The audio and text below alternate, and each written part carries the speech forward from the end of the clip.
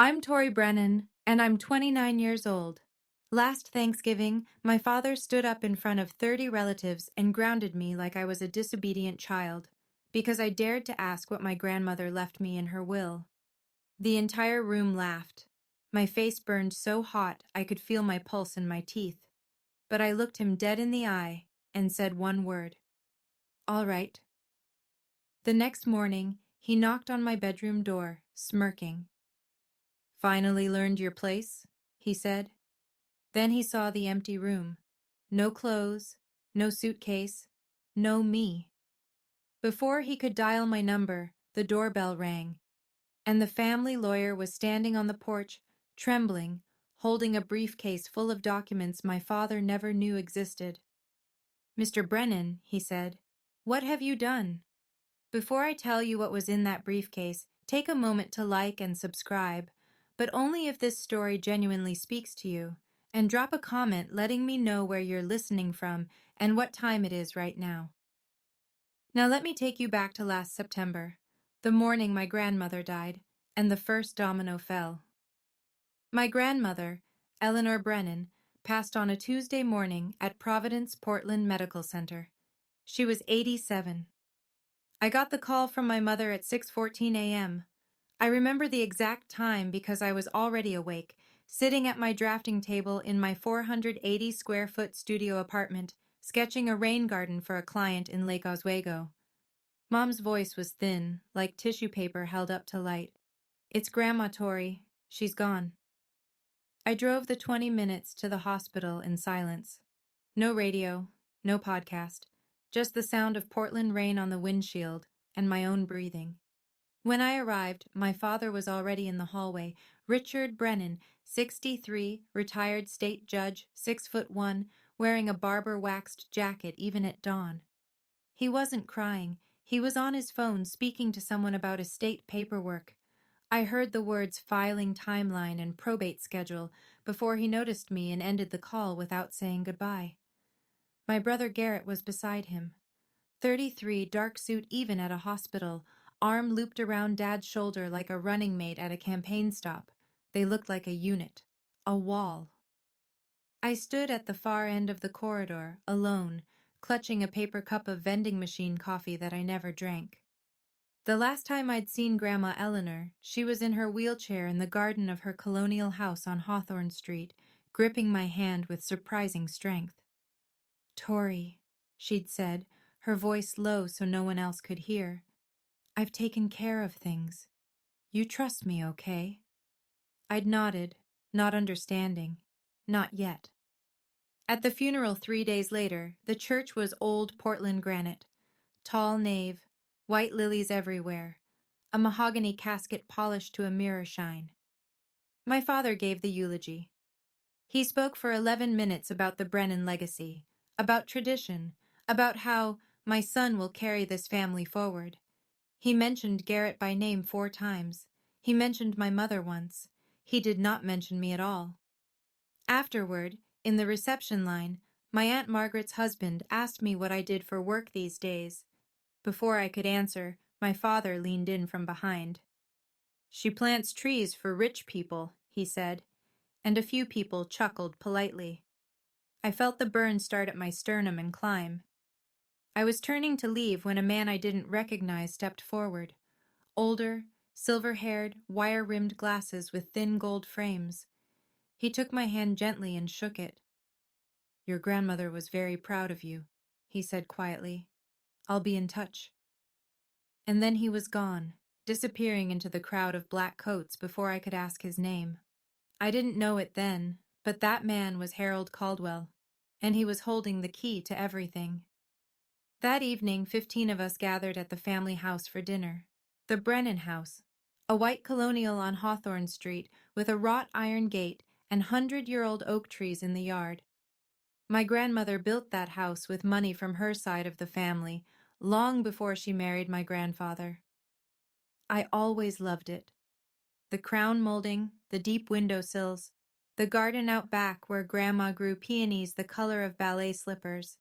Inside, the long oak dining table was set with the family's sterling silver flatware, a set that had been in the Brennan name for 3 generations, candles in silver holders, a bottle of Willamette Valley Pinot Noir breathing on the sideboard. Everything arranged to look like old money and perfect lineage. My father sat at the head naturally. He raised his glass. "Mom left everything to me to manage," he announced, scanning the table. "I'll make sure the family assets are distributed to the right people, based on capability." His eyes landed on me. "That means you don't need to worry about any of it, Tori. Complex things aren't really your area." Garrett nodded like a judge's clerk. His wife Meredith adjusted her Mikimoto pearl strand and said nothing. I set my fork down. "Dad, Grandma told me—" "My mother was confused at the end," he cut in. "Whatever she promised you, forget it." My mother, Linda, stared at her plate. She didn't look up. She never looked up. After dinner, I excused myself and went upstairs to the bedroom I'd grown up in. The Frank Lloyd Wright poster I'd taped to the wall at 16 was still there, edges curling. I sat on the bed and opened the nightstand drawer out of habit. Inside was an envelope that hadn't been there before. Cream-colored stationery with a faint watermark. My name on the front, in blue ink, in a handwriting I'd know anywhere. Shaky, but deliberate. Grandma's handwriting. My hands were trembling when I picked it up. I opened the envelope slowly, sitting cross-legged on the twin bed I'd slept in from ages 5 to 18. The ceiling fan above me wobbled the same way it always had. The room smelled like old wallpaper and cedar closet. Inside were 2 things. The first was a letter, 2 pages, front and back, in Grandma Eleanor's handwriting. The pen had pressed hard enough to leave grooves in the paper, as though she'd wanted the words to be permanent, physical, something no one could delete with a keystroke. The second was a photocopy. Partial. Maybe 6 pages out of what looked like a longer document. The header read, "Irrevocable Trust Agreement. Eleanor M. Brennan, Settler." Halfway down the first photocopied page, highlighted in yellow, was a single line. Beneficiary, Victoria Tori Brennan. I read the letter with tears sliding down my face. "Tori, if you're reading this, then I'm gone, and your father is already doing what I knew he would do. I'm sorry I couldn't stop him while I was alive. I tried, in my way. But men like your father don't hear women. They only hear documents. The original trust is with my attorney, Harold Caldwell. His office is on Northwest 23rd Avenue in Portland. The copy I've left you is partial, not enough to prove anything on its own, but enough for you to know I'm telling the truth. Don't show this to anyone. Not your father, not Garrett, not even your mother. I love Linda, but she will tell Richard. Wait until the right time, and Harold will know what to do. You were always my architect, Tori, the one who builds. Don't let them tear you down. All my love, Grandma." I folded the letter back into the envelope and pressed it against my chest. The photocopy was incomplete. I couldn't use it as evidence. I didn't have a lawyer. I didn't know who Harold Caldwell was beyond a name and a street. And my grandmother had been in the ground for 48 hours. But for the first time in years, I felt something besides small. I felt like someone believed in me, had always believed in me, and had put it in writing. I drove back to Portland the next morning without saying goodbye. No one noticed. Or if they did, no one called. My studio apartment was exactly as I'd left it. Plants crowding every windowsill, drafting table covered in tracing paper, a cold mug of tea from 2 days ago still sitting by the sink. I loved this place, even though it was small enough that I could touch opposite walls if I stretched. It was mine. The one space in the world where no one told me I wasn't enough. I sat down at my laptop and Googled Harold Caldwell Attorney Portland. The results came up immediately. A small office on Northwest 23rd Avenue, solo practice, specializing in estate planning and trusts. A headshot showed a silver-haired man with wire-rimmed glasses. The man from the funeral. I hovered over the phone number. I didn't call. Not yet.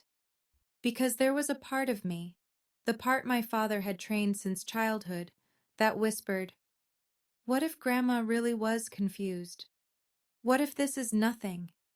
What if you call and find out the one person who believed in you was just a sick old woman who didn't know what she was signing?" I wasn't ready to risk that. Not yet. Instead, I turned to work. A landscape architecture firm in the Pearl District had a deadline in 2 weeks. A rooftop garden for a new condo development. I needed the paycheck. I was still carrying $38,000 in student loans, $420 a month, from the 1 year of law school I'd attended before dropping out to pursue design. The year my father said I betrayed the family. I was checking email to confirm the project specs when I saw it. Buried between a newsletter and a shipping notification. An email from Garrett. No, not to me. Forwarded to me. By accident. Subject line. R.E. Trust Amendment. Draft Petition. My stomach dropped.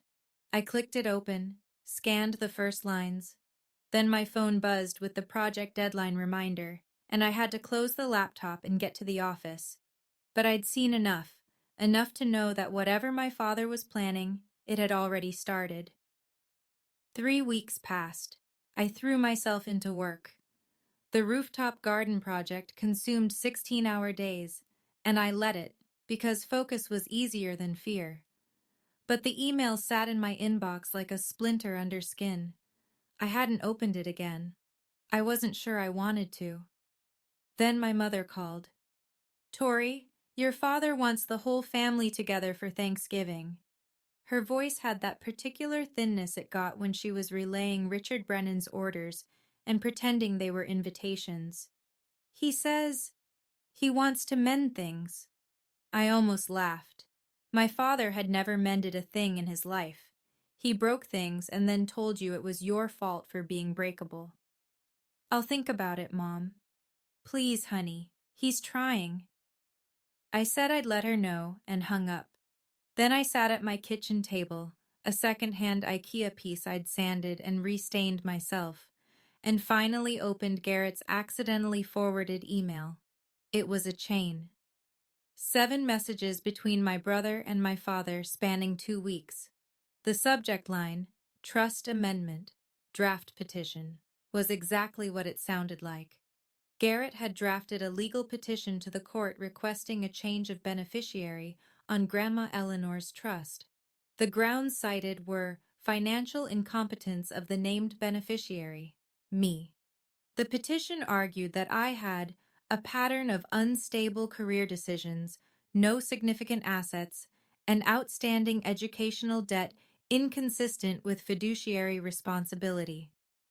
My brother had written that about me, in legal language, for a court filing. But the line that made my vision blur wasn't the legal jargon. It was the casual message Garrett had typed to my father at the bottom of the chain. "She won't fight it. She never fights anything. That's the beauty of it, Dad." I sat there for a long time. Then I screenshot every message in the chain, uploaded them to my cloud drive, and backed them up on a thumb drive I kept in my sock drawer. I called my mother back. "Tell Dad I'll be there for Thanksgiving." I was going home, but not to mend anything. The next morning, I called Harold Caldwell's office. A receptionist answered, an older woman with a warm, efficient voice. I gave my name. There was a pause. Then she said, "Ms. Brennan, Mr. Caldwell has been expecting your call. Can you come in today?" 2 hours later, I was sitting across from him in a small office on Northwest 23rd Avenue. Bookshelves lined every wall. Leather-bound legal volumes, dog-eared and tabbed. An oriental rug that had seen better decades covered the floor. On his desk, a coffee mug had gone cold. Harold Caldwell was the man from the funeral. Same silver hair, same wire-rimmed glasses with gold frames, Same measured calm. He looked like a man who had spent his career choosing his words with surgical precision. Your grandmother hired me 20 years ago, he said. I drafted her original will, her living trust, and 8 years ago, after a conversation that troubled her deeply, she asked me to create an irrevocable trust with you as the sole beneficiary.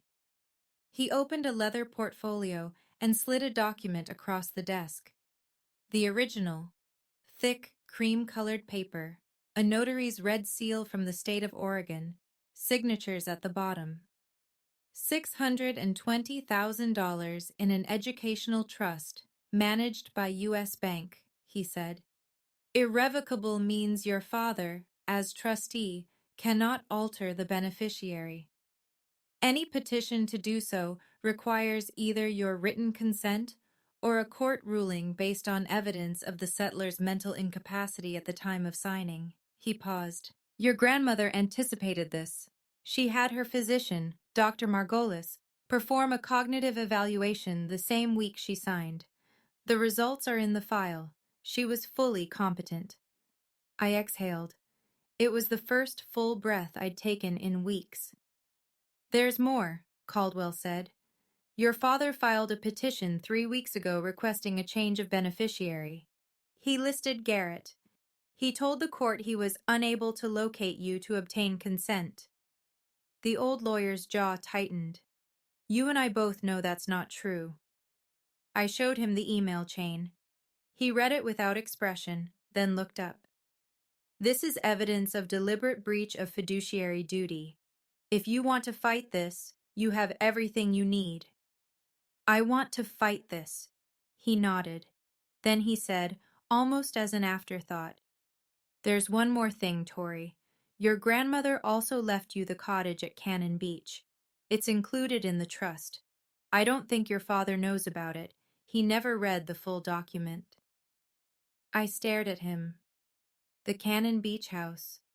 The little cedar cottage where Grandma took me every summer.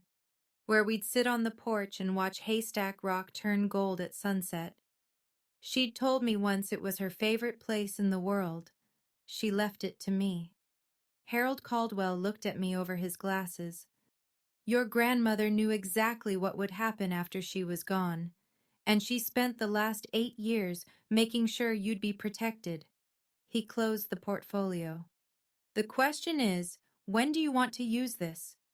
Thanksgiving, I said. He's invited the whole family, 30 people. Caldwell studied me for a long moment. Then he gave a single, slow nod. The Wednesday before Thanksgiving, I packed a small bag, one change of clothes, my camel wool coat, the nicest thing I owned, bought secondhand from a consignment shop on Alberta Street, a toothbrush, and a manila folder, thick with notarized copies. The originals stayed with Caldwell. We'd agreed on that. He would hold the master set in his office safe, and I would carry copies, notarized, stamped, admissible as secondary evidence if needed. The originals were for the courtroom. The copies were for the family. I drove south through the autumn hills of Oregon. The leaves had gone full amber and rust along the highway, and the sky was that particular northwest gray that couldn't decide between rain and resignation. The Brennan house appeared through the trees like it always did. White colonial facade, wrought iron gate, the ancient oaks standing guard. From the outside, it looked like a postcard. This is what a good family looks like. That was the whole point. My mother met me at the door. She hugged me a beat too long, the way she did when she wanted to say something but wouldn't. Your father's in the study, she murmured. He's in a mood. I carried my bag upstairs, my old bedroom, the Frank Lloyd Wright poster, the twin bed, the nightstand drawer, now empty. I'd taken the envelope last time. From downstairs I heard Garrett's voice, then Meredith's bright, performative laugh, the clink of a wine glass. I knelt and slid the manila folder under the mattress. Then I went to the window. The backyard garden, Grandma's peony beds, was overgrown and gray. Nobody had tended it since she'd gotten too sick to kneel. The sight of it made my throat tight. I pressed my palm flat against the cold glass and whispered to no one, "I'm here, Grandma." Downstairs, the Camus Cabernet was open, the granite fireplace was crackling, and my father hadn't stood up when I walked in. He looked at me from his leather chair and said, "Oh, you came." Garrett was on the sofa beside Meredith, swirling wine. He glanced at my coat, second-hand, slightly pilled at the elbows, and said, "Still haven't upgraded the car, huh, Tor?"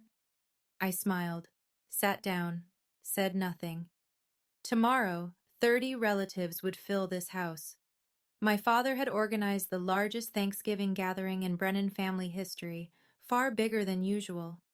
I didn't know why yet, but a part of me suspected that Richard Brennan never did anything without an audience. Thanksgiving morning, the house filled like a theater before a show. Cars lined the street by 10 a.m. Aunt Margaret and Uncle Don from Bend, the Paulson cousins from Eugene, Great Aunt Judith who flew in from Scottsdale. By noon, there were 32 people in the Brennan house, and the noise was a living thing. Laughter, clinking glasses, children running through hallways, the oven timer beeping every 20 minutes.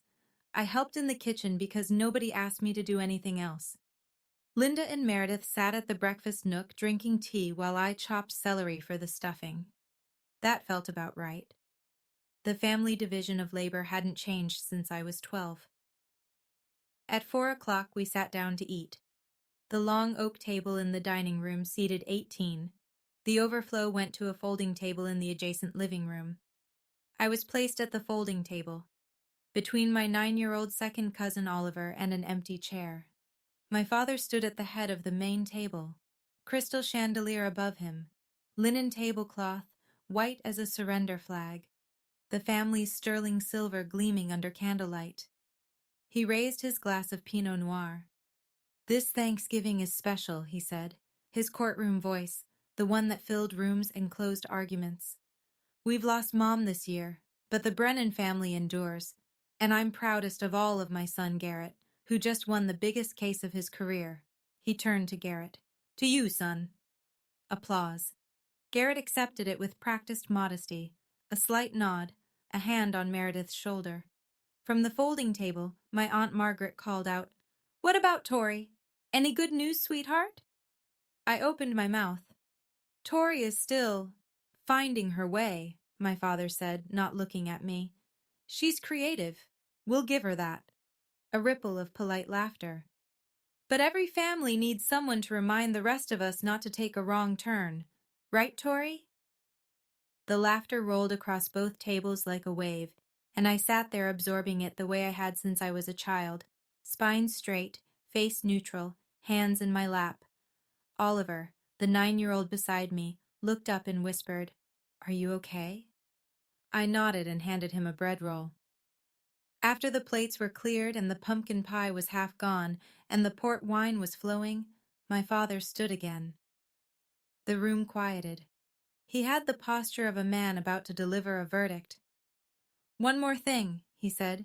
"Tomorrow morning, I'll be making an important family announcement regarding Mom's estate. I expect everyone to be present."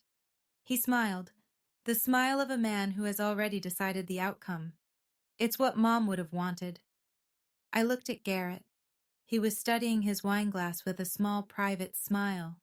I looked at my mother. She was staring at the tablecloth. I looked at my father. He was looking right at me. And for 1 second, his smile sharpened into something that wasn't a smile at all. Tomorrow, he was going to read his version of the will, in front of everyone. I excused myself to do the dishes. The kitchen was quiet except for the sound of water running and my own breathing. I stood at the sink scrubbing a roasting pan, suds up to my elbows, still wearing the same sweater I'd driven down in. In the next room, 32 people were laughing and drinking port, and not one of them had offered to help clear a single plate. I heard footsteps behind me. Garrett leaned against the doorframe, arms crossed, wineglass dangling from 2 fingers.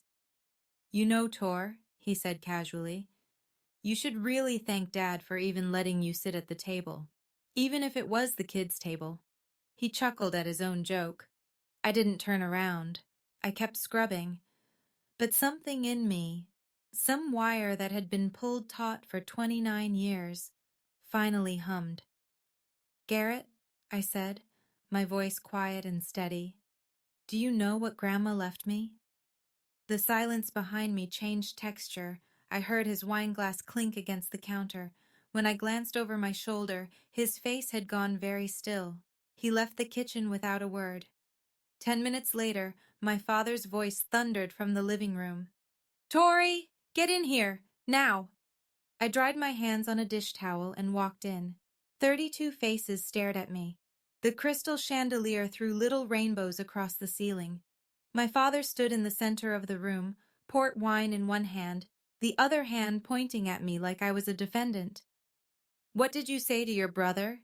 His voice was the judicial baritone, the one designed to make people smaller. "You threatened him? With the will? You think you can manipulate this family?" I opened my mouth to respond. He didn't let me. "You're grounded," he said. "You are grounded until you apologize to your brother. Go to your room." The room erupted. Not in protest. In laughter. 32 people, most of them adults, laughing because Richard Brennan had just grounded his 29-year-old daughter like she was a misbehaving child. Aunt Margaret covered her mouth, but her shoulders were shaking. Uncle Don snorted into his port. Even Meredith let out a delicate, performative gasp that was really a giggle. My face burned. The heat climbed from my chest to my neck to my temples in a single wave. I looked for my mother. Linda was sitting in the corner chair, staring at her hands, silent. Nobody said stop. Nobody said that's enough, Richard. Nobody said anything at all except laughter. I looked at my father. His Cartier tank watch caught the light as he jabbed his finger toward the staircase. "Go," he repeated. "Now." I held his gaze for 3 full seconds. Then I said, in a voice so calm it surprised even me, "All right." I turned. I walked upstairs. I closed the bedroom door behind me. And then I picked up my phone and called Harold Caldwell. It rang twice. He answered. I said, "Mr. Caldwell, I need you to bring the originals, tomorrow morning, 8 a.m. There was a pause. Then his steady, measured voice. "I'll be there." I hung up, set my alarm for 4 a.m., and sat on the edge of the twin bed in the dark, listening to the laughter still floating up through the floorboards, thinking, laugh, enjoy it.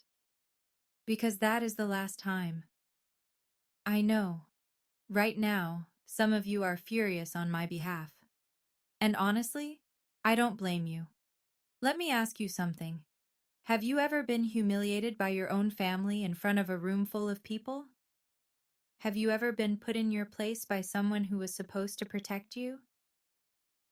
If you want to find out what happened the next morning, when my father opened my bedroom door and found it empty, stay with me. And if this story is hitting close to home, tap that like button so I know you're still here. I left at 4:15 in the morning. No drama, no slamming doors. I packed my bag in the dark, slid the manila folder into my tote, and walked downstairs in my socks so the floorboards wouldn't creak. The only thing I left behind was the framed photo of Grandma Eleanor on the nightstand, face down.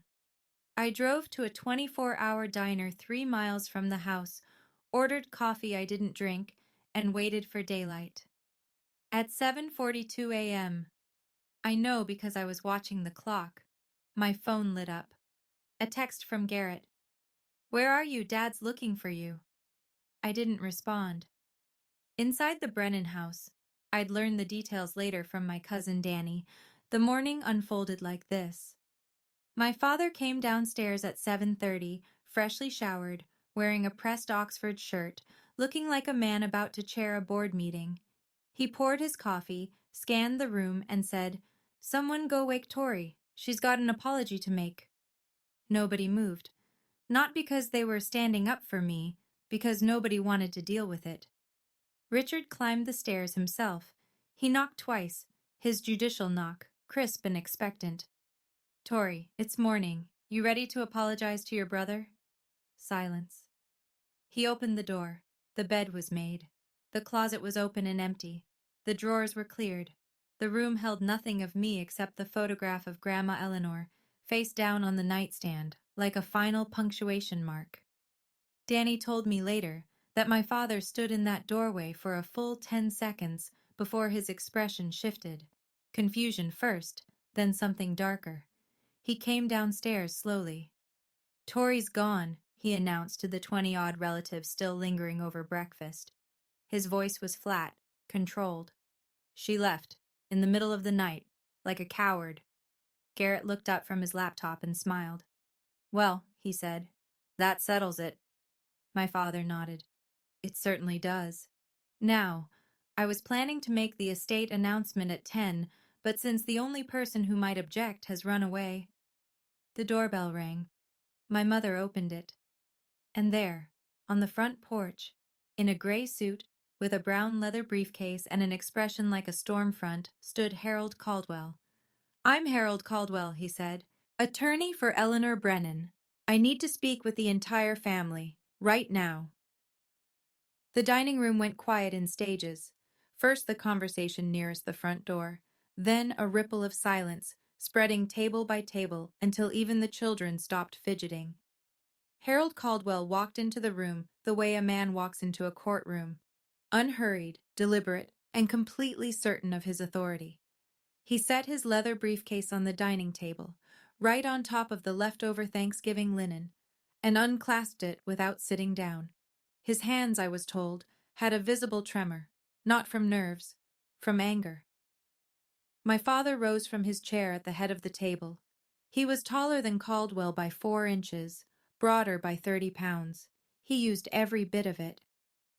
"Harold," the name came out like a warning.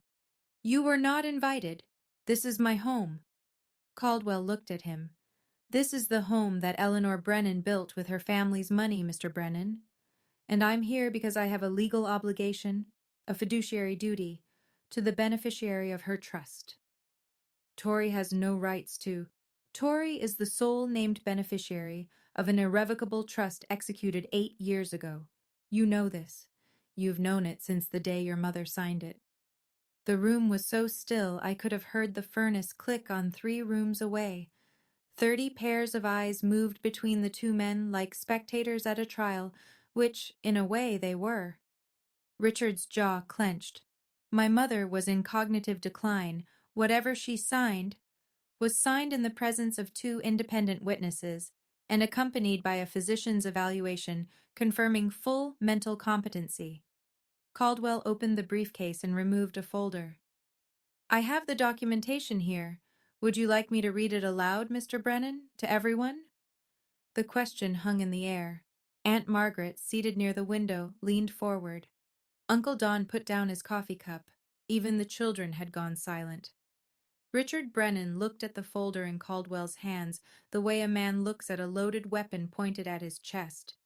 Then he straightened his shoulders and said, very quietly, "Get out of my house." "Sir," Caldwell said, "what have you done?" What happened next is something I've replayed in my mind 100 times, because it was the moment the mask finally cracked. Not slowly, not gracefully, but in a sudden, ugly split, right down the center. My father stepped toward Caldwell. "I said get out. You're trespassing. I'll call the police." "You're welcome to," Caldwell replied, not moving an inch. "And when they arrive, I'll show them the petition you filed with the court 3 weeks ago. The one where you claimed you were unable to locate the beneficiary of your mother's trust." He paused. "The beneficiary whose phone number you have, whose address you have, who was sleeping in this house last night." Richard's face went through a sequence, red, then white, then a kind of mottled gray that I'd never seen on a living person. Around the room, I could see the reaction spreading, Margaret pressing her hand to her mouth, Uncle Don's brow furrowing, cousins exchanging glances. That's when Garrett stood up. My brother, the golden child, the lawyer, the one who always knew the right angle, stepped forward with his hands raised in a calming gesture. Mr. Caldwell, he said smoothly, I appreciate your concern, but any documents you're referencing can be contested in the appropriate legal. You drafted the petition, didn't you, Mr. Brennan? Caldwell turned to face him. His voice was quiet, precise, surgical. You prepared a filing to change the beneficiary of an irrevocable trust on behalf of your father, who is also the trustee. I have the emails. Garrett's composure didn't shatter. It evaporated. One moment he was a confident attorney, the next he was a man whose mouth had gone slack and whose eyes had darted, involuntarily, unmistakably, to his father. Dad, he said under his breath, we need to talk. Privately. Richard didn't even look at him. No, I have nothing to hide. Aunt Margaret stood up from her chair. Her voice, when she spoke, carried the particular authority of a woman who had watched a family lie to itself for decades and had finally had enough. Richard, she said, let the man speak. A murmur of agreement rippled through the room. Not loud, not defiant, but present, like the first cracks in a frozen lake before the whole surface gives way. My father looked around the room and saw, perhaps for the first time, that the audience he'd assembled for his own performance was no longer on his side. This is absurd, he said, but his voice had lost its courtroom resonance. It sounded smaller, thinner, like tissue paper held up to light. My father did what my father has always done when he feels the ground shifting beneath him. He escalated. Everyone, listen to me. He raised both hands, palms out, the gesture of a man restoring order in a courtroom. This man, he jabbed a finger at Caldwell, was hired by my mother years ago when she was already in decline. He's been filling Tori's head with fantasies. This is a family matter, and I will not have an outsider. Richard, Caldwell's voice cut through like a blade. I served your mother for 20 years. I am not an outsider. And I am here because you violated the terms of a legal instrument that you swore, as trustee, to uphold. Out! My father's voice cracked on the word. He pointed at the door. Get out of this house right now, or I swear to God I will have you arrested for trespassing. Caldwell looked at him for a long moment. Then he closed his briefcase with a deliberate click, tucked it under his arm, and nodded. Not in defeat, but in acknowledgement, like a chess player recognizing the next 3 moves. I'll leave, he said calmly, but I'll be back at 2 o'clock this afternoon, for the formal reading of Eleanor Brennan's estate, which you scheduled, Mr. Brennan. It's on your own calendar. He paused at the doorway. And I won't be coming alone. The front door closed behind him with a soft click. My father turned back to the room. 30 faces, some confused, some uncomfortable. A few, Margaret, Danny, openly skeptical. He smoothed his shirt, adjusted his watch, and reassembled his composure the way a man straightens a painting after an earthquake. I'm sorry you all had to see that, he said. Tori hired some bargain basement lawyer to stir up trouble. It's what she does. She runs from responsibility and then causes chaos from a distance. He shook his head with practiced sadness. This afternoon, I'll read Mom's will properly, and everything will be clear. I promise you that. Garrett, who had been standing frozen by the sofa, sat back down and pulled his laptop onto his knees. His fingers moved quickly, deleting something, I'd later realize. Emails. The room exhaled. People returned to their coffee, their conversations, their children. The crisis had been deferred. Richard Brennan was still in control, or so he believed. 2 o'clock was 5 hours away. The clock on the mantelpiece, a Waterford crystal anniversary piece that had belonged to my grandmother, counted every second. I was parked outside a Stumptown Coffee on Division Street, watching rain trace crooked lines down my windshield. My Honda Civic, 2014, 147,000 miles, a small dent in the rear bumper from a parking garage in college, was not the kind of car that made anyone look twice. And that morning, invisibility was exactly what I needed. My laptop was open on the passenger seat. At 8:17 a.m., I'd sent a formal email to the Trust Management Division at U.S. Bank, requesting written confirmation of my status as beneficiary of the Eleanor M. Brennan Irrevocable Trust. At 9:41, the reply came from a trust officer named Patricia Langley. Dear Ms. Brennan, this is to confirm that you are the sole named beneficiary of the Eleanor M. Brennan Irrevocable Trust, account Anastant. The trust corpus of $620,000 remains intact and has not been disbursed. A petition to amend the beneficiary designation was filed on October 14th by the current trustee, Richard A. Brennan, but has not been approved by the court. No disbursements can be made without your written authorization.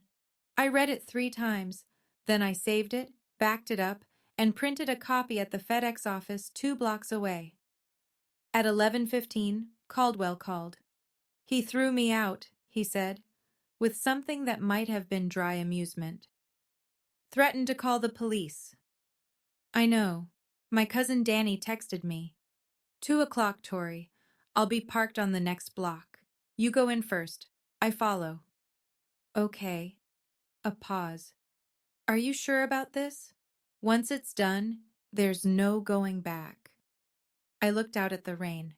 A woman walked past the car holding a little girl's hand, both of them splashing through puddles, laughing at nothing. The simple, stupid beauty of people who felt safe. I've been going back my whole life, Mr. Caldwell.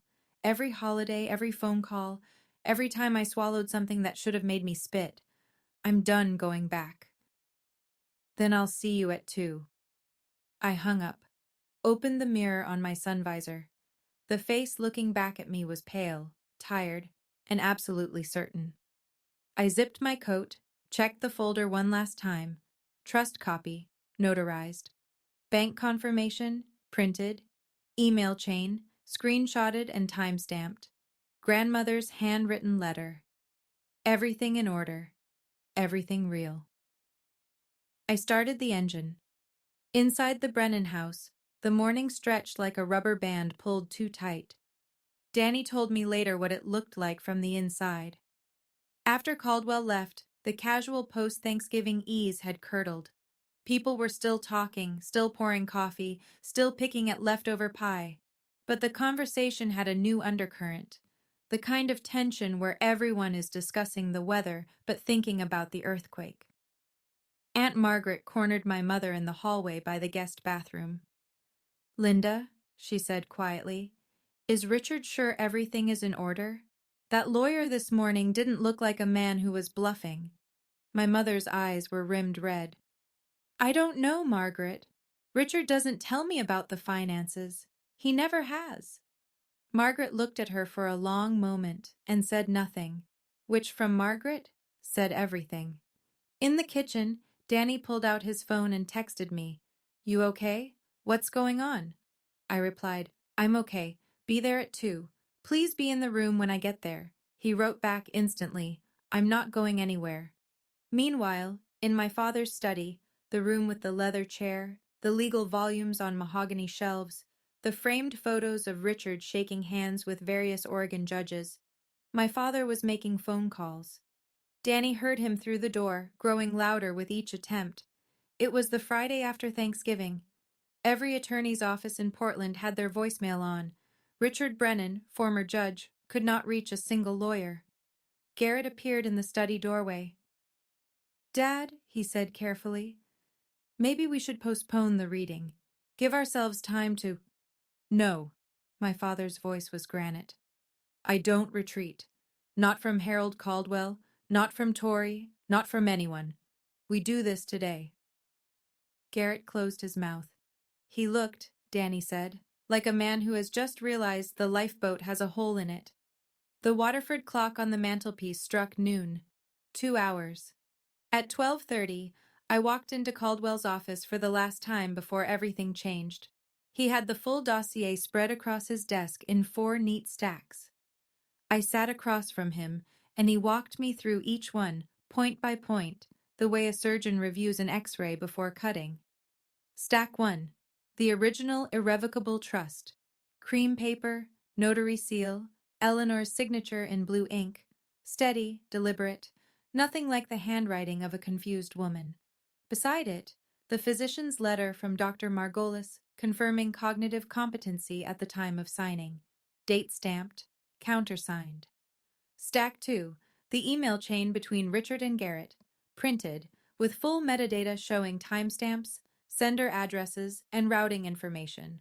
The words, "She won't fight it," highlighted in yellow on the last page. Stack 3, the letter from Patricia Langley at U.S. Bank confirming my status as sole beneficiary and the intact trust balance of $620,000. Stack 4, a document I hadn't seen before. Caldwell slid it across the desk. "The deed to the house on Hawthorne Street." I looked at him. "The Colonial," he said. "Your family home. The deed has been in Eleanor's name since 1981. She purchased the property with inheritance from her mother, before she married your grandfather. Richard never owned it. He assumed, as he assumes most things, that it was his by default." Caldwell tapped the document. "Under the terms of the trust, upon Eleanor's death, ownership transfers to the named beneficiary." I stared at the deed. My father's house, the house where he'd sat at the head of the table, where he'd grounded me in front of 30 people, where he'd built his entire kingdom of authority, had never been his. "He doesn't know this," I said. "He never read the full trust document," Caldwell confirmed. "He read the first 3 pages, the ones that named him trustee, and stopped." Of course he did. Richard Brennan had never needed to read the fine print. He was the fine print. He was the final word. Or so he'd always believed. I gathered the 4 stacks into the manila folder. Caldwell placed the originals back in his briefcase. "I go in first," I said. "You come when I signal." "How will I know?" "You'll know." We shook hands. His grip was firm, and his eyes, behind those gold-framed glasses, held something I hadn't seen from any adult in my family since my grandmother died. Trust. At 1:45, I drove down Hawthorne Street for the second time in 24 hours. The rain had stopped. A thin November sun was pushing through the clouds, turning the wet street into a mirror. The oak trees along the block were almost bare now, their branches sketched black against the pale sky like cracks in porcelain. I drove slowly. I wasn't stalling. I was remembering. This was the street where Grandma Eleanor taught me to ride a bike. The sidewalk where she walked me to school the year my parents couldn't be bothered. The front yard where she'd knelt beside me in the dirt and shown me how to transplant a seedling without disturbing its roots. "The secret," she'd said, pressing my small hand into the soil, "is to take the whole root ball. You don't leave any part of yourself behind." My phone buzzed. "Linda." I pulled over and answered. "Tori, where are you?" My mother's voice was strained, pleading. "Your father is furious. Just come home and apologize, and this can all be over. Please." "Mom," I said, "I'm coming home, but not to apologize." A silence, then very small. "What are you going to do?" "The right thing." I hung up. Parked on the block behind the house, next to Caldwell's silver sedan. He was sitting in the driver's seat, briefcase on his lap, reading glasses on. He glanced at me through the windshield and gave a single nod. I got out of the car. Camel coat, canvas tote with the manila folder inside. My hands were steady. The gate was open. The front door was unlocked. From inside I could hear voices. The murmur of 30 people assembled and waiting for Richard Brennan to tell them how the world was supposed to work. I walked up the porch steps my grandmother had built and pushed the door open. I slipped in through the kitchen entrance and stood in the hallway, just out of sight of the living room. Through the archway, I could see the scene my father had staged. The living room had been rearranged. Chairs pulled from the dining room, the den, even the porch, all facing the fireplace, like pews facing an altar. 30 people, seated and attentive. Richard stood before them in his pressed Oxford, reading glasses perched on his nose, tortoiseshell frames, the ones he used to wear on the bench. In his hand, a single sheet of paper. He held it the way judges hold verdicts, high enough that everyone could see it, low enough that no one could read it. "Thank you all for being here," he said. "As you know, my mother's passing left certain matters to be settled. I've reviewed her wishes carefully, with input from Garrett, and I want to share the distribution plan she intended." He paused for effect. The room was silent. "The family trust will be consolidated under my management.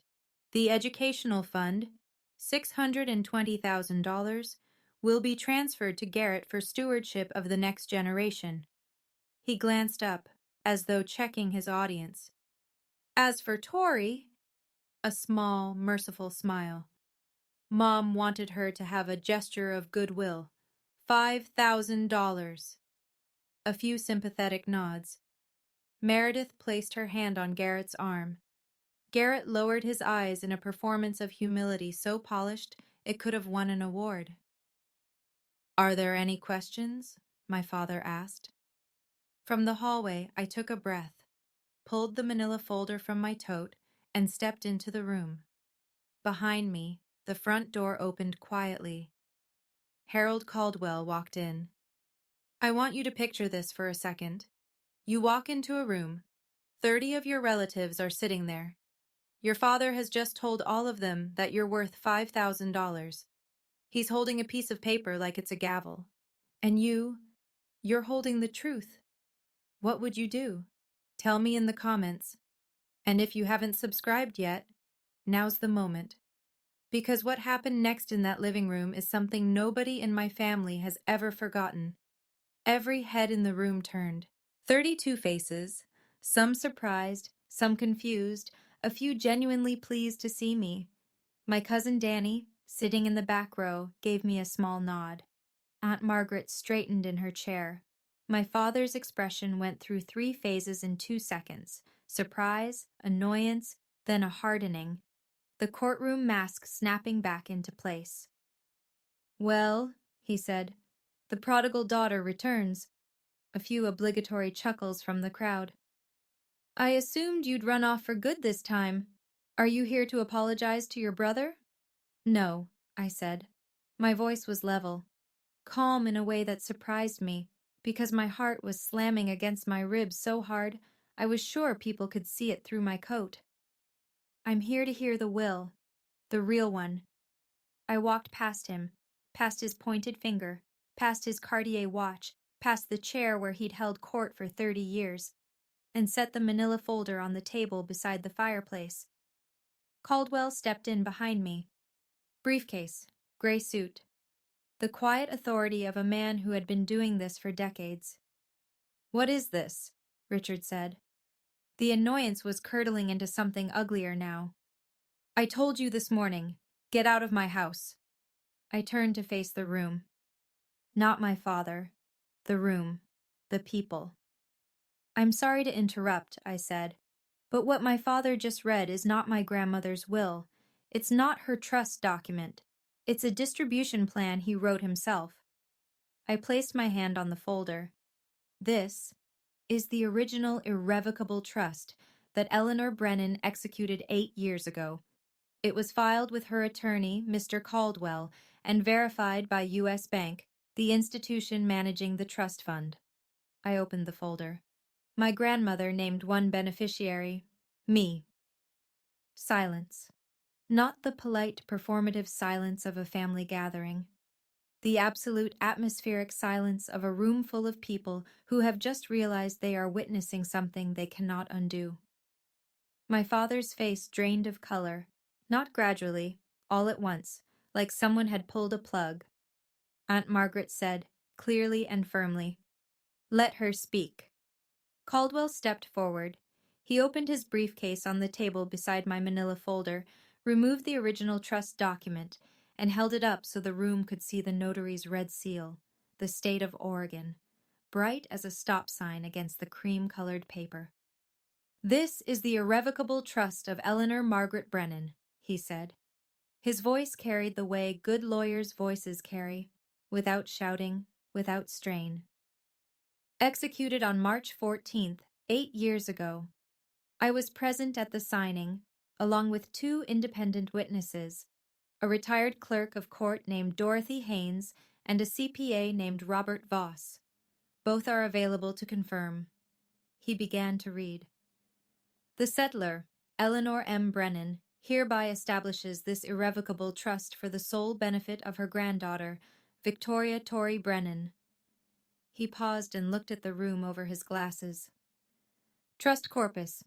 A sum of $620,000, held and managed by U.S. Bank, Portland, Oregon. Additionally, the real property located at 4714 Hawthorne Street, Portland, Oregon, deed recorded under Multnomah County, originally purchased in 1981, shall transfer to the beneficiary upon the settler's death. A gasp, audible, collective, swept through the room. Uncle Don leaned forward so far his chair creaked. Margaret closed her eyes briefly, then opened them and looked directly at my father. The house, someone whispered from the back row. She left her the house? Caldwell continued. As trustee, Richard A. Brennan was given administrative authority only. He was expressly prohibited from altering the beneficiary designation, disbursing funds without the beneficiary's written consent, or encumbering the real property in any way. Caldwell lowered the document and looked at my father. In the past 3 months, Mr. Brennan has filed a petition to change the beneficiary to his son Garrett, claiming he was unable to locate Miss Brennan. He also failed to notify her of the trust's existence after Eleanor's death, as required by Oregon law. Caldwell reached into the briefcase and produced the printed email chain. He held it up, the yellow highlighting visible from across the room. These are emails between Richard Brennan and Garrett Brennan, in which Garrett drafted the fraudulent petition and Richard approved it.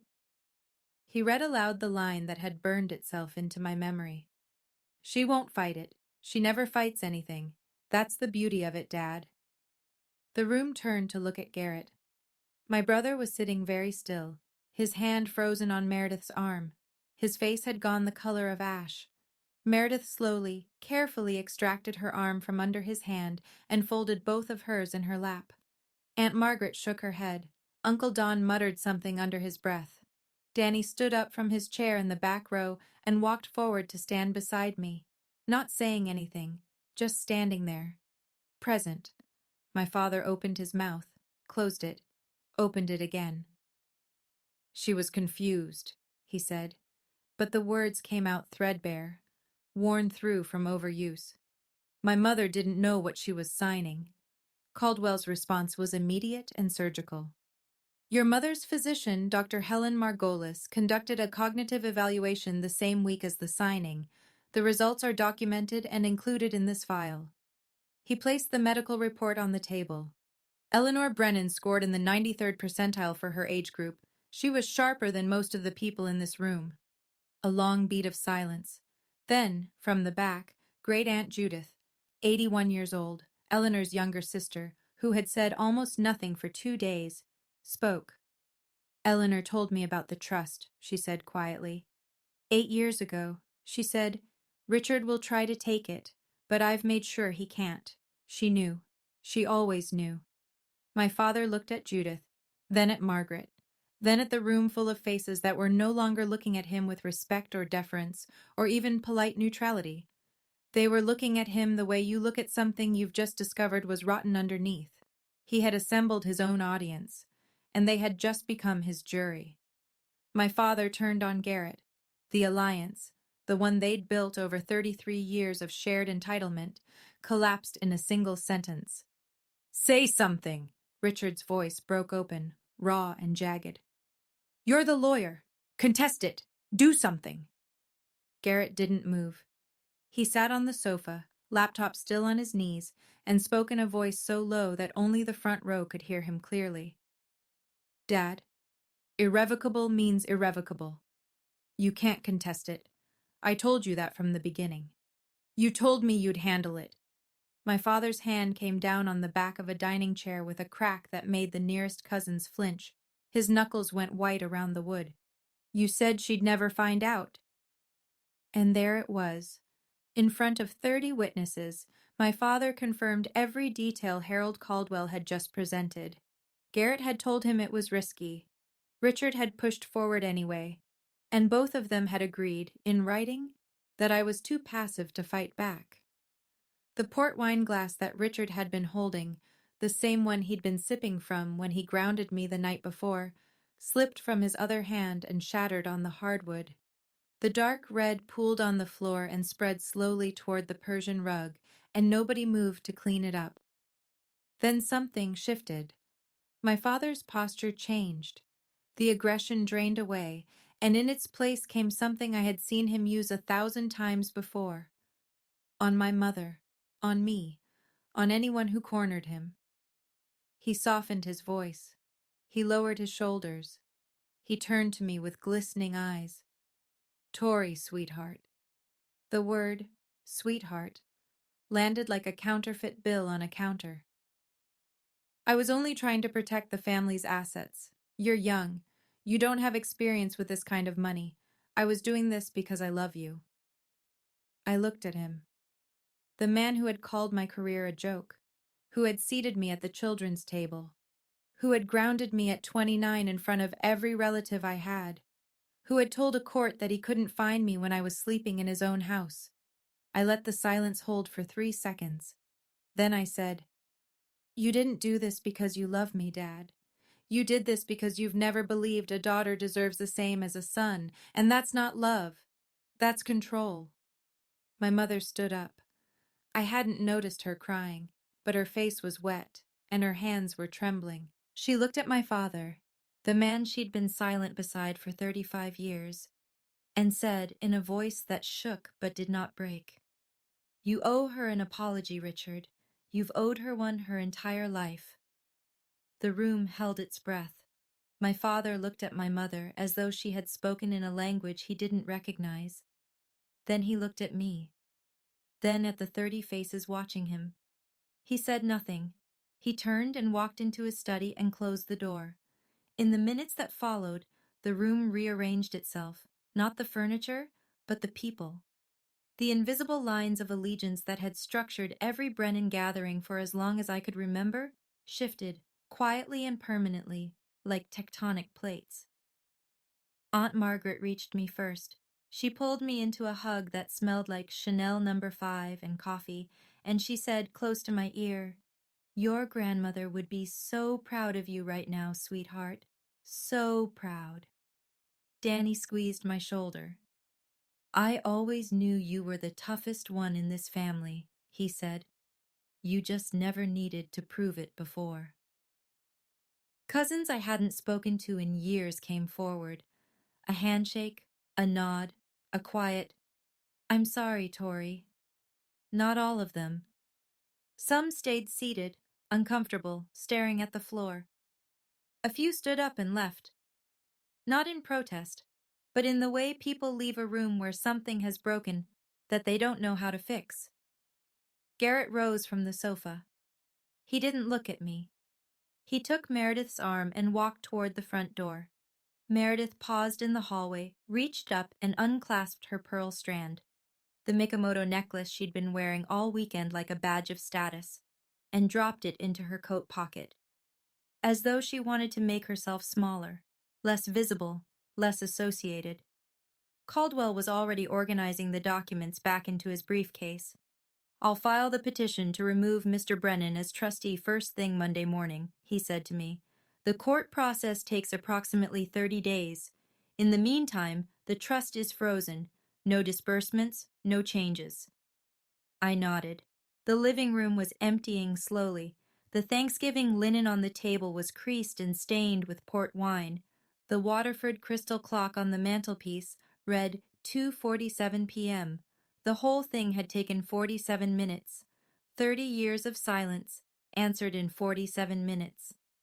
Monday morning, Harold Caldwell filed 3 documents with the Multnomah County Circuit Court. The first was a petition to remove Richard A. Brennan as trustee of the Eleanor M. Brennan Irrevocable Trust, citing breach of fiduciary duty, specifically failure to notify the beneficiary, misrepresentation to the court regarding the beneficiary's whereabouts, an unauthorized attempt to amend an irrevocable instrument. The second was a formal request to appoint Caldwell as interim trustee until I could designate a permanent replacement. The third was a complaint filed with the Oregon State Bar against Garrett R. Brennan, alleging violation of the rules of professional conduct, specifically drafting a fraudulent petition to benefit an immediate family member while concealing a conflict of interest. Within 2 weeks, the court granted the trustee removal on an interim basis. Richard didn't contest it. His own attorney, a man named Foster from a mid-tier firm in Lake Oswego, whom he'd finally managed to reach the following Monday, advised him bluntly that he had no legal footing. "Irrevocable means irrevocable, Judge Brennan," Foster reportedly said. "And the email evidence is damning. If you fight this, you'll lose, and it'll cost you $60,000 to find that out." The $620,000 educational trust was transferred to an account in my name at U.S. Bank. Patricia Langley, the trust officer, called me personally to confirm. The deed to 4714 Hawthorne Street was updated. My name replaced Eleanor's as owner. The colonial house, the wrought iron gate, the oak dining table, the garden where my grandmother grew peonies, was mine.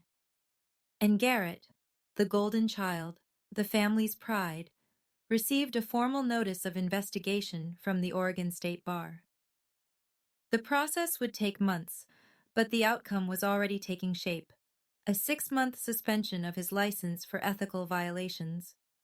His largest client, a commercial real estate firm, dropped him within days of the complaint becoming semi-public. He quietly transitioned to corporate consulting, a job that required no bar membership and, conveniently, no courtroom appearances. My father called me once, 3 days after the filing. I answered because I thought, even then, even after everything, that maybe he would say the words. He didn't. He said, "You've destroyed this family." I said, "No, Dad, you did. I just brought the receipts." He hung up. I haven't heard from him since. 2 weeks after the court order, I drove to Hawthorne Street with a single key on a plain brass ring that Caldwell had handed me across his desk. "It's yours," he'd said simply. And for some reason, those 2 words undid me more than anything else had. I parked on the street. The oak trees were completely bare now, their branches a lattice against the December sky. The wrought iron gate swung open with a creak that I'd heard 10,000 times. The porch steps, Grandma Eleanor had them replaced in 2009, cedar over the old pine, still had her welcome mat. Faded green, a pattern of ferns. I turned the key. The door opened into the foyer, and the smell hit me first. Wood polish, old books, a trace of the lavender sachets my grandmother kept in every closet. The house was silent in a way I'd never experienced. My father's presence had always been the dominant frequency here, his voice filling every room, his opinions occupying every conversation. Without him, the house breathed differently. It breathed like it was finally resting. I walked through each room slowly. The living room, where 30 people had sat and watched my life change. The dining room, with the oak table still bearing faint water rings from port glasses.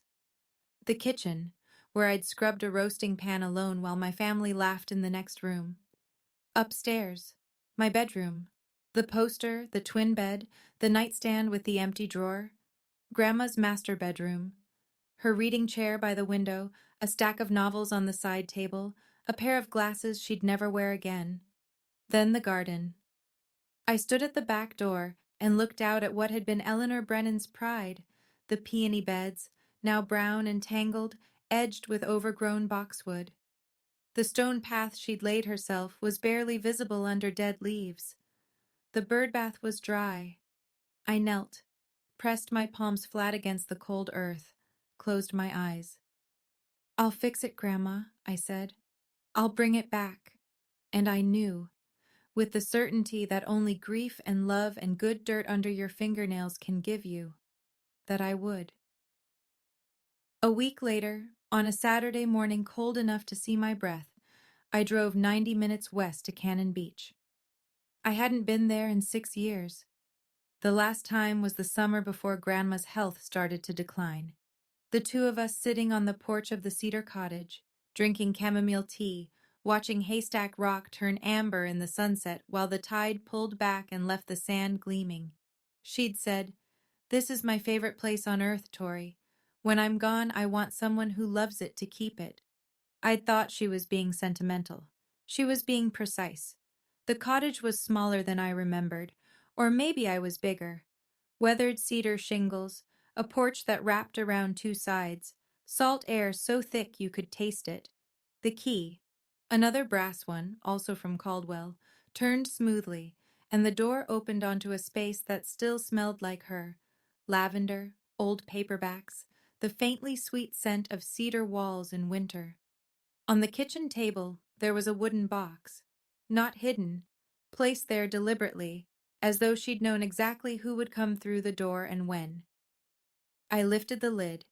Inside, a stack of photographs. Grandma and me, ages 5 through 22, in this very cottage, planting beach grass in the dunes, building a driftwood fort, standing in matching rain boots on a stormy July afternoon, both of us grinning like idiots. Under the photographs, a letter, short this time, just a few lines. "Tori, if you're reading this, you were brave enough. I knew you would be. This house is yours. It always was. I was just keeping it warm for you. Start over here if you need to, or come when the world is too much. Either way, it's waiting. I am so proud of you. Always. Grandma." I sat on the porch, her porch, my porch, and cried. Not the way I'd cried in the twin bed at Hawthorne Street, stifled and ashamed. This was different. This was the kind of crying that opens something instead of closing it, the kind that leaves you lighter, not emptier. The ocean was gray and vast and completely indifferent to everything that had happened in that living room, and there was a strange comfort in that. The tide didn't care about Richard Brennan's courtroom voice. The waves didn't know what an irrevocable trust was. Haystack Rock had been standing there for 15 million years and would keep standing long after all of us. The Brennans, the grudges, the folding tables were gone. I wiped my face, took a breath of salt air, and for the first time in months, felt something I'd almost forgotten the shape of. Peace. That Sunday night, back in Portland, I sat at the oak dining table in the Hawthorne house, my house, and wrote an email to my family. I wrote it once, read it twice, and sent it without a third draft because I knew if I kept revising, I'd start softening things that needed to stay sharp. To Richard Brennan, Linda Brennan, Garrett Brennan. I don't want to cut anyone out of my life. That was never the point, but I will not return to a relationship where I am belittled, dismissed, or treated as less than. If you want to have a relationship with me, it will be on terms of mutual respect, not hierarchy. The door is open, but it swings both ways now. Tori. My mother called 20 minutes later. She was crying. The real kind, not the anxious kind. "I'm so sorry, Tori," she said. "I should have stood up for you years ago. I was afraid of him. That's not an excuse. It's just the truth." "I know, Mom," I said. "I don't blame you, but I need you to start choosing what's right, not what's easy. Can you do that?" A long pause. Then, "I'm going to try." Garrett replied by text the next morning. 2 words. "I understand." I read it, set the phone down, and didn't reply. Understanding was a start, but it wasn't the same as accountability. He'd get there or he wouldn't. That was his work, not mine. My father didn't respond. Not that day, not the next week, not the week after that. The silence was its own kind of answer. Familiar, really. Richard Brennan had been silent on the things that mattered my entire life. At least now I'd stopped waiting for him to speak. 6 months later, spring had come to Portland, and the peonies were coming back. I'd spent the winter on my hands and knees in my grandmother's garden, pruning, clearing, aerating the soil that had gone sour from 2 years of neglect. The roots were deeper than I'd expected. They'd survived the abandonment. They just needed someone to cut away the dead weight and let the light in. I knew the feeling. With the student loan gone, paid in full, $38,412, the most satisfying check I've ever written. I used a portion of the trust to lease a small studio space in the Alberta Arts District. Brennan Landscape Design. My name on the door. My grandmother's name, really. The Brennan name meant something different to me now. The Hawthorne house had become both home and office. I converted the downstairs study, Richard's old throne room, the one with the mahogany bookshelves and the leather chair, into a design studio. I replaced his legal volumes with plant identification guides and stacked the shelves with soil samples and seed catalogs. It felt right. It felt like rewriting. Danny came by on weekends to help with the garden. Aunt Margaret called every Sunday morning, sharp at 9. "Just checking in," she'd say, and then we'd talk for an hour. Linda came to visit for the first time on a Thursday afternoon in April, the first time she'd entered the house without Richard beside her. We didn't say much. We planted tulip bulbs along the front walk, side by side, and that was enough. Richard rented an apartment across town. I heard through Margaret that he told his friends I'd stolen the house, that my grandmother had been manipulated, that the whole thing was Caldwell's fault. The story changed depending on the audience, but it always had the same ending. Richard Brennan was the victim. Some things, I suppose, are truly irrevocable. Garrett's suspension from the Oregon State Bar lasted 6 months. He'd moved to corporate consulting. Something with logistics, Margaret said. He and Meredith had quietly separated, though I didn't know the details and didn't ask. He hadn't contacted me since the "I understand" text. I left the door open, the way I said I would. I just wasn't going to stand in the doorway waiting. I'm telling you this story from the porch of the Cannon Beach cottage. It's a Saturday. The tide is out. Haystack Rock is doing what it always does, standing there, solid and ancient, and unbothered by anything as temporary as a family argument. I come here on weekends when I need to remember what quiet sounds like. The cottage is exactly as Grandma left it, except I've added a small herb garden by the front steps. Rosemary, thyme, lavender, the kind of plants that get stronger the more wind they take. I'm not telling this story to teach anyone a lesson. I don't believe in that. Every family is its own country, with its own laws and its own wars, and the people inside it are the only ones who know the real map. I can't tell you what to do with your father, your mother, your brother, your inheritance. I can only tell you what I did. Here's what I know now. Silence isn't agreement. I spent 29 years being quiet at the dinner table, and the people around me took that silence and called it consent. It wasn't. It was just a woman who hadn't found her evidence yet. Waiting isn't weakness. My father and my brother counted on the idea that I wouldn't fight. They were almost right. What they didn't account for was that there's a difference between someone who can't fight and someone who's choosing when to. And the last thing, the thing that matters most. My grandmother didn't leave me money. She left me proof. Proof that someone in my family saw me, the real me, the one who builds things, and decided I was worth protecting. Not with words, with documents, with plans, with the kind of love that hires a lawyer and thinks 8 years ahead. That's the inheritance that changed my life. Not the $620,000, not the houses, the knowledge that I was worth the trouble. I still have the Frank Lloyd Wright poster. It's on the wall of my studio now, behind my drafting table, edges still curling. I look at it every morning and think about the girl who taped it up at 16, who wanted to build beautiful things and was told that wasn't enough. She was enough. She was always enough. She just needed the paperwork to prove it. Early morning, the Hawthorne garden.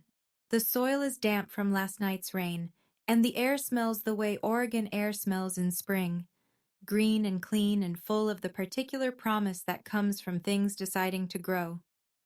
I'm on my knees in the dirt, planting peonies. The same variety my grandmother grew. Sarah Bernhardt, she always said, because she was dramatic, she was pink, and she lasted longer than anyone expected. Grandma had a sense of humor about everything, even flowers. The roots go in, the soil goes over. I press it down gently, firmly, the way she taught me, the whole root ball, nothing left behind. The sun clears the roofline and falls across the garden in long, golden bars. Somewhere in the house, my coffee is getting cold. Somewhere in Portland, my father is waking up in a rented apartment and telling himself a story where he's the hero. Somewhere in the future, maybe, he'll stop. I stand up, wipe the dirt from my hands, and notice something on the front porch that wasn't there last night. An envelope. No stamp, no return address. Just my name, in handwriting I'd know anywhere. Not Grandma's this time, but almost as familiar. I open it. A single line. I'm sorry I never stood up. I'm standing now. Mom. I fold the letter. I tuck it into my coat pocket, right next to the one from Grandma, the one I carry everywhere, the cream-colored stationery with the blue ink and the words that saved my life. 2 letters, 2 women, one who planned ahead and one who finally caught up. I walk back into my house, the house my grandmother built, the house my father lost, the house that was always meant for someone who would take care of it. I close the door, and for the first time in 29 years, it feels like coming home. Thank you for staying until the end. I mean that. If this story made you feel something, anger, relief, recognition, hope, then it did exactly what I needed it to do.